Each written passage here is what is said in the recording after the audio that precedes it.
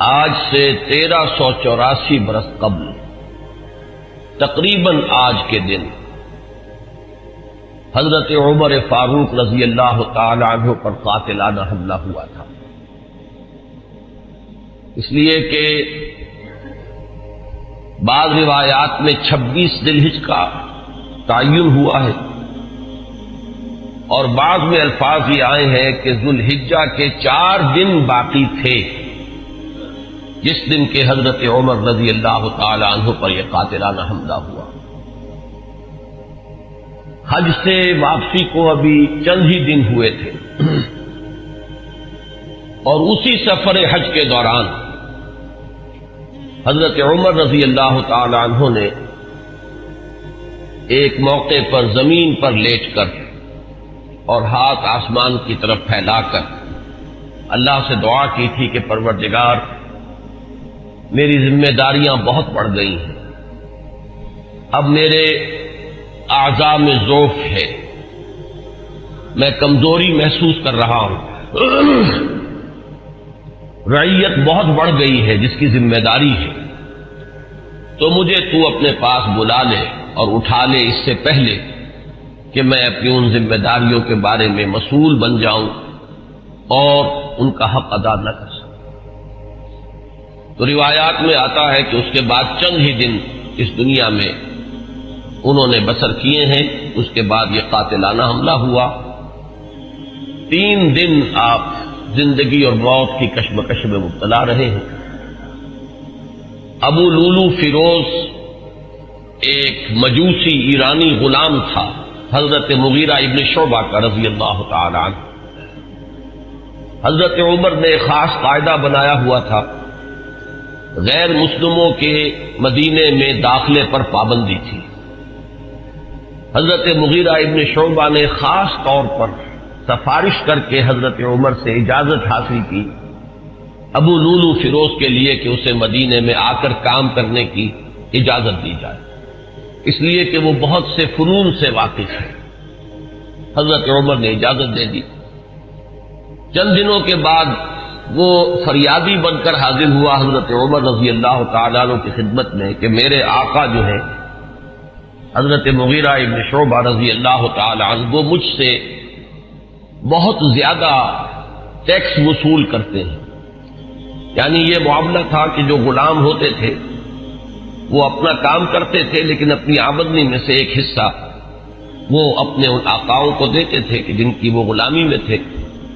تو حضرت مغیرہ ابن شعبہ نے جو مقدار مقرر کی 2 درہم روزانہ،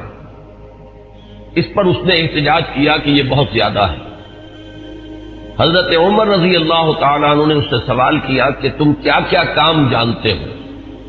جب اس نے گنوائے کہ میں یہ کام جانتا ہوں، تو حضرت عمر نے فیصلہ کیا کہ پھر یہ 2 درہم روزانہ زیادہ نہیں۔ اس پر وہ بہت غضبناک ہوا۔ حضرت عمر نے بھی اس سے ایک فرمائش کی کہ میرے لیے ایک ایسی چکی بنا دو جو ہوا سے چلتی ہو اور وہ آٹا پیسے۔ تو اس نے اسی غصے میں یہ کہا کہ ہاں، آپ کے لیے تو میں ایسی چکی بناؤں گا جس کی یاد رہتی دنیا تک باقی رہے۔ اس پر حضرت عمر نے جب وہ چلا گیا تو جو لوگ مجلس میں حاضر تھے ان سے آپ نے فرمایا کہ یہ شخص مجھے قتل کی دھمکی دے گیا ہے۔ لیکن نوٹ کیجئے کہ اسلام نے جو نظام دیا ہے نوع انسانی کو، وہ نظام جو محمد الرسول اللہ صلی اللہ علیہ وسلم نے عطا فرمایا، اور جیسا کہ میں نے بارہا عرض کیا ہے کہ اگر اس کو پوری طرح شباب میں دیکھنا ہو، للی ان بلوم جسے کہتے ہیں انگریزی میں، ایک پھول پوری طرح کھل گیا ہو، اگر وہ نظام اس کیفیت میں آپ دیکھنا چاہیں تو وہ در حقیقت خلافت عمر فاروق کا دور ہے رضی اللہ تعالی عنہ۔ وہ تمام خصائص، وہ تمام برکات جو اس نظام میں ہیں، نظام عدل اجتماعی، وہ اپنے نقطۂ عروج پر نظر آتے ہیں حضرت عمر فاروق رضی اللہ تعالی عنہ کے عہد خلافت میں۔ اسی نظام کا ایک پہلو یہ بھی ہے کہ انسان طبعاً آزاد ہے، اس کی آزادی پر کوئی قدغن، کوئی بندش بغیر کسی ثبوت کے نہیں لگائی جا سکتی۔ خود حضور صلی اللہ علیہ وسلم کے زمانے کا ایک واقعہ ہے کہ کسی شخص کو مدینے کے کسی شخص کو کسی شبہ میں گرفتار کیا گیا۔ حضور خطبہ دے رہے تھے کہ ایک شخص نے کھڑے ہو کر کہا کہ میرے پڑوسی کو کس جرم کی پاداش میں گرفتار کیا گیا۔ حضور نے اعراض فرمایا، اس کی بات کا نوٹس نہیں لیا، دوسری طرف آپ نے رخ کر لیا، وہ ادھر پھر آ گیا، اس نے پھر سوال کیا تو حضور نے فوراً حکم دیا کہ اس کو رہا کر دیا جائے۔ یعنی یہ کہ اگر کوئی ثبوت موجود نہیں ہے تو معلوم ہوا حضور صلی اللہ علیہ وسلم کے اس طرز عمل سے کہ پھر واقعتاً اس کو گرفتار رکھنا، اسیری میں رکھنا، محبوس رکھنا پھر یہ صحیح نہیں ہے، بلکہ اس کو رہا کر دیا جانا چاہیے۔ یہی معاملہ ہمیں نظر آتا ہے اپنی اس آخری تکمیلی شان میں کہ حضرت عمر یقین کے ساتھ یہ بات کہہ رہے ہیں کہ یہ شخص مجھے قتل کی دھمکی دے گیا ہے، اور عمر فاروق رضی اللہ تعالی عنہ کوئی عام انسان نہیں ہے۔ 10 برس سے زائد عرصہ ہو چکا ہے کہ اسلام کی چکی جو چل رہی ہے تو اس کے مرکز جو ہے اس کے، جیسے کہ میں نے مثال دی تھی کہ حضرت علی رضی اللہ تعالی عنہ نے جب ایک موقع پر فارس کے محاذ پر، ایران کے محاذ پر صورتحال کچھ مخدوش ہو گئی تھی تو حضرت عمر نے یہ ارادہ کیا تھا کہ وہ خود محاذ پر جائیں